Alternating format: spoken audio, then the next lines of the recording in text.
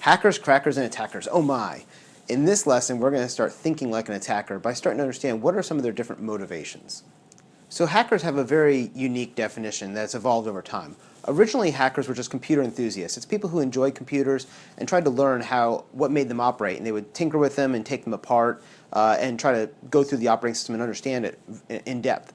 Now, over time, especially in the mid-'80s and the late '80s, we started seeing a lot of computer hackers becoming a negative connotation. You'd see this pop up in movies and TV and newspapers.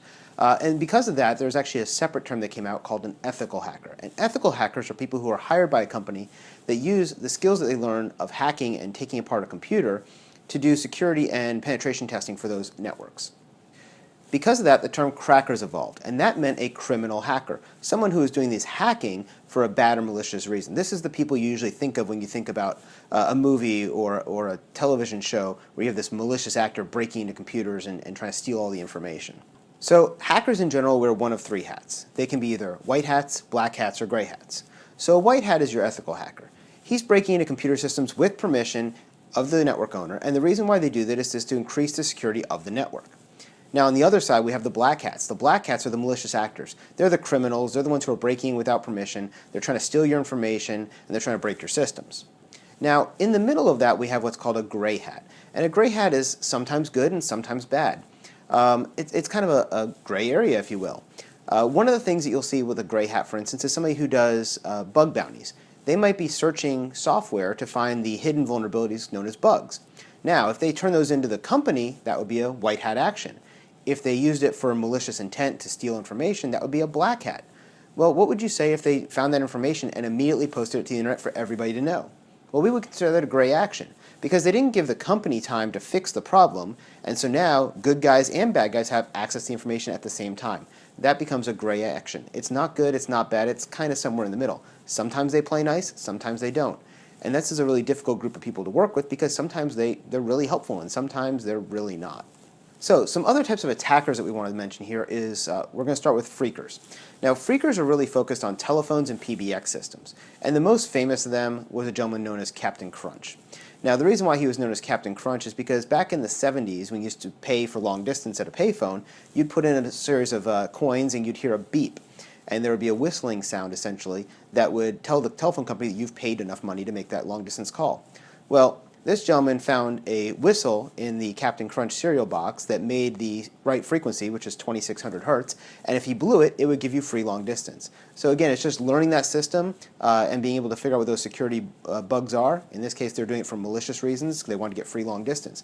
But that's what a phreaker is. They're all about telephones and PBX systems.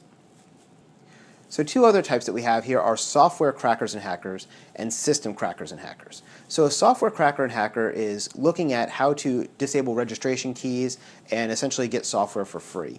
This was really popular with the old Microsoft Windows.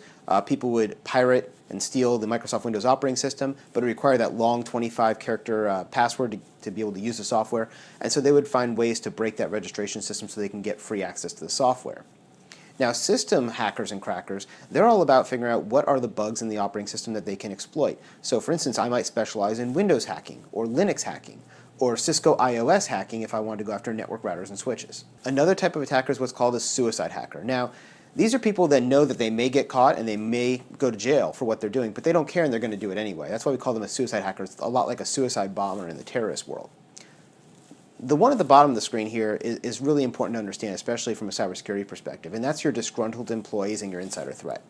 Now, why is that so important? Well, these people may not be technically savvy. They may just be your receptionist or your sales clerk. But if they have a beef with you, they can use their privilege, their authorized user access that they already have, their usernames and passwords, to get on your system and take information with them. Probably the most famous example of this is Edward Snowden with the NSA. But there's tons of examples throughout history of insider threats where they steal your information and they either sell it for gain or put it out in the public domain. Another type of attacker that we have is what we call script kiddies. Now script kiddies think they're hackers, but really what they do is they download other people's tools. So they might go onto a website, download a tool like for instance the Ion Cannon that was very popular with hacktivists for a while. And you would essentially just download this piece of software, plug in a website name, hit go, and it would start doing a denial of service attack. There was no skill involved, there was no coding of their own tools, it was just taking tools that were readily available. Now, a lot of the ethical hacker tools that are out there are freely available and open source, and so a lot of script kiddies will take those tools and use those as a way to hack into networks. But again, there's no level of skill in this. It's just very, very primitive.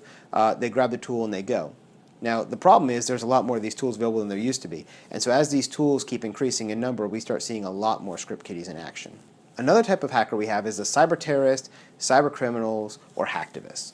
Now, cyber terrorists and cyber criminals and hacktivists are a group that kind of get lumped in together a lot. So if you start thinking of things like LulzSec and Anonymous, these are hacker groups, and some of them are very skilled and some of them are very unskilled. It depends on who is in this group. They're very loosely affiliated, and they all try to serve a common purpose. With hacktivism, you're doing it as a political motivation. With cyber criminals, it's usually a money motivation.